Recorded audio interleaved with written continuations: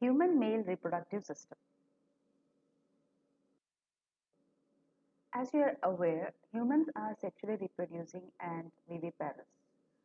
Now, these are the different reproductive events we will be studying in this chapter. One is gametogenesis. Gametogenesis means the synthesis of sperms in males and ovum in females. Then the next term is insemination. Insemination means the transfer of sperms into the female genital tract. Fertilization, the fusion of male and female gametes. After fertilization, the male and female gametes will fuse to form zygote. The zygote will develop into blastocyst and that will be attached to the uterine wall. The term used is implantation. Embryonic development takes place within the uterus and the process is called gestation. And finally, the fully developed baby will be delivered out of the female reproductive tract. The term is called parturition. Now, the male reproductive system is located in the hip area, in the pelvis area, and it includes a pair of testes, accessory ducts, glands, and external genitalia. The testes are situated outside the abdominal cavity within a pouch called scrotum. So, in the figure, you can see a scrotum. Then, the scrotum helps in maintaining the low temperature of the testis, say 2 to 2.5 degrees Celsius, lower than the normal internal body temperature. So, this low temperature is necessary for the sperm synthesis within the seminiferous tubules. Testis is oval in shape, 4 to 5 centimeter in length and 2 to 3 centimeter in width. Each testis is made up of 250 lobules. So you can see here, testis is made up of divided into lobules. There are 250 such compartments. They are called as testicular lobules. Each lobule will have around 1 to 3 highly coiled seminiferous tubules. And these seminiferous tubules are lined by cells called spermatogonia. They are also called as male germ cells and cells called Sertoli cells. So the spermatogonia will undergo first mitotic division and then meiotic divisions to form the sperms, whereas Sertoli cells, which is present inside the seminiferous tubule, provides nourishment to the developing sperms. There are cells called interstitial or Leydig cells located outside the seminiferous tubule but within the testis. These cells will produce testicular hormones called androgens.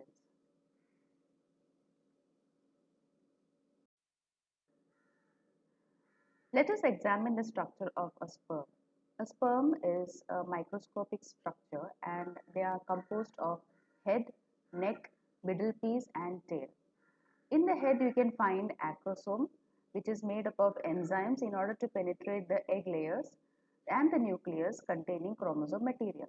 So the chromosome material, there will be 23 chromosomes since it's a gamete.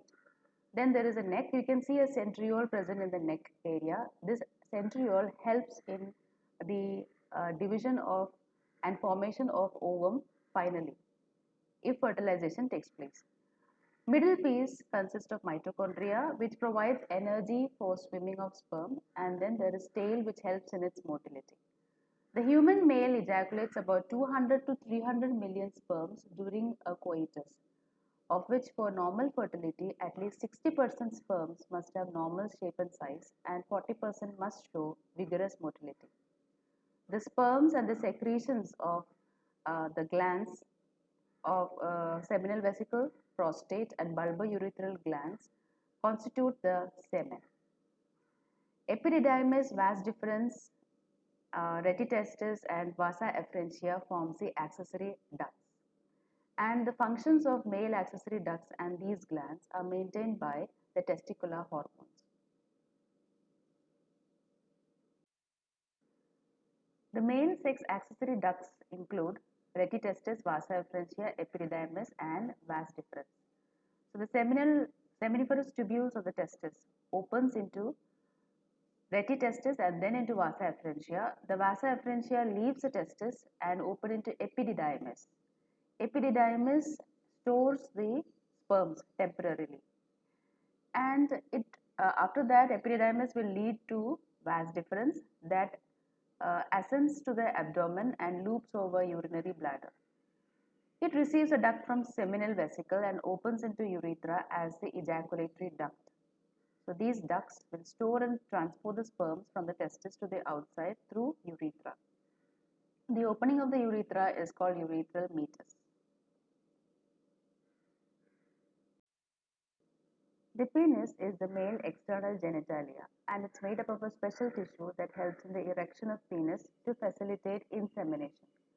The enlarged end of the penis is called glans penis and is covered with a skin called foreskin. The male accessory glands are seminal vesicle, prostate, and paired bulbourethral glands. The secretions of these glands constitute seminal plasma, which is rich in fructose, calcium, and certain enzymes. The secretions of bulbourethral glands helps in the lubrication of penis.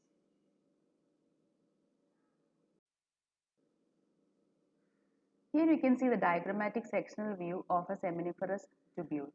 We can see that seminiferous tubule is lined by spermatogonium, Sertoli cells, and then spermatogonium will undergo mitosis to form primary spermatocyte, which will be diploid. Primary spermatocyte will divide meiotically, meiosis 1, to form secondary spermatocyte. Secondary spermatocyte will undergo meiosis 2 to form spermatids. Secondary spermatocyte onwards, the cells will be haploid because they are the products of meiosis. Now the spermatids will derive nourishment from Sertoli cells and undergo differentiation to form spermatozoa, a process called as spermiogenesis. After the sperms are produced, the sperms will be released from the seminiferous tubules by the process called as spermiation. Now the hormonal role of spermatogenesis. During puberty stage, the hypothalamus produces a hormone called gonadotropin releasing hormone. This hormone influences the anterior pituitary gland to produce luteinizing hormone and follicle stimulating hormone.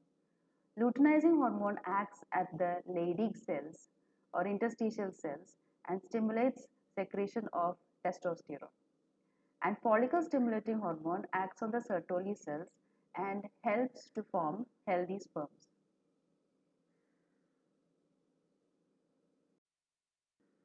So here you can see the structure of each seminiferous tubule.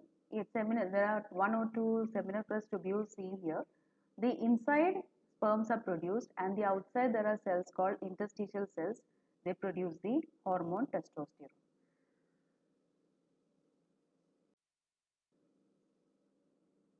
The hormonal control of spermatogenesis can be revised from this picture. The hypothalamus of our brain will produce gonadotropin releasing hormone at puberty of male, which influences the pituitary gland to produce these two hormones, LH and FSH. Luteinizing hormone influences the Leydig cells to produce testosterone, which initiates the spermatogenesis, whereas the follicle stimulating hormone will stimulate Sertoli cells to form spermiogenesis.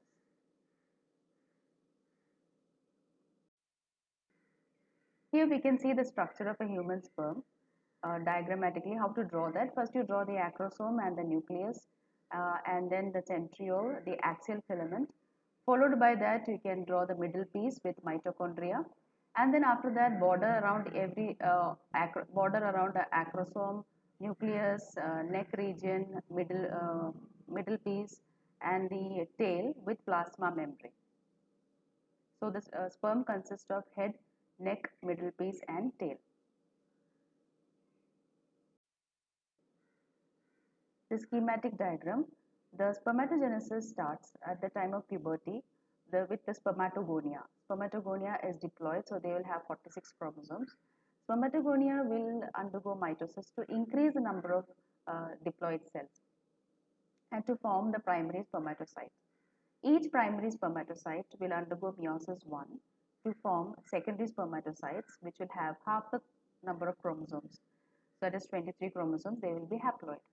The secondary spermatocytes undergoes meiosis 2 to form spermatids. Spermatids will gain nourishment from Sertoli cells to form spermatozoa. So you can see 4 spermatozoa is produced from one primary spermatocyte.